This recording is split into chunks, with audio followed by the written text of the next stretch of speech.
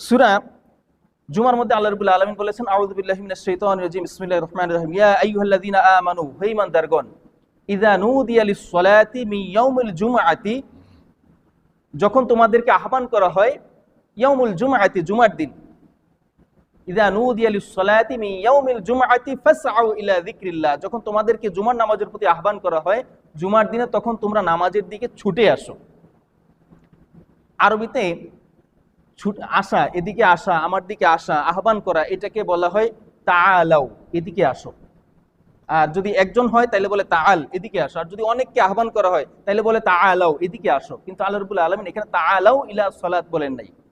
আল্লাহ বলছেন ফাসআউ ইলা যিকরিল্লাহ, তোমরা আল্লাহর জিকিরের দিকে ছুটে আসো। কষ্ট সাধ্য করে ছুটে আসা, দৌড়াদৌড়ি করে আসা, এটাকে বলা হয় সাউ। সায়ুন মানে হলো চেষ্টা করা, ছুটে আসা, দৌড়ে আসা। আল্লাহ বলছে তোমরা যখনই ঈদের জুমার দিনে তোমাদেরকে আহ্বান করা হয়, ডাকা হয়, তখন তোমরা নামাজের দিকে, আল্লাহর জিকিরের দিকে ছুটে আসো। এখানে জিকির মানে হলো নামাজ, জুমার নামাজকে বলা হয়েছে জিকির।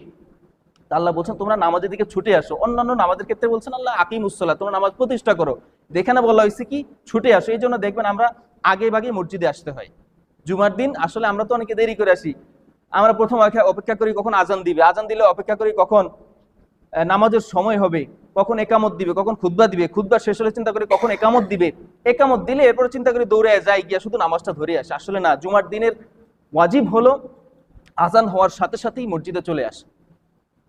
অন্যান্য দিন আমরা আজান দিই কয়টা? একটা। আর জুমার দিন আজান হয় কয়টা? দুইটা। দুইবার আহ্বান করা হয় যাতে মানুষ এটা থেকে বিরত না থাকে। এত গুরুত্বপূর্ণ দিন, এত গুরুত্বপূর্ণ ইবাদত এটা। এই জন্য আল্লাহ রাব্বুল আলামিন বলছেন ইযা নুদিয়া লিস-সালাতি মিন ইয়াউমিল জুমআতি, যখন তোমাদেরকে নামাজের দিকে আহ্বান করা হয় জুমার দিনে, ফাসআউ ইলা যিকরিল্লাহ, তোমরা আল্লাহর এই জিকিরের দিকে ছুটে আসো। ওয়াযারুল বাই', আর তোমাদের ব্যবসা বাণিজ্যকে ছেড়ে দাও। যালিকুম খায়রুল লাকুম ইন কুনতুম তা'লামুন, আল্লাহ বলছেন যদি তোমরা জানতে, এটা তোমাদের জন্য কল্যাণকর যদি তোমরা এটা জানতে। তো এই যে জুমার দিন, এটাকে এই সায়ুন মানে কষ্ট করা, সায়ুন মানে ছুটে আসা, সায়ুন মানে দৌড়ে আসা, সায়ুন মানে হলো কষ্ট করা।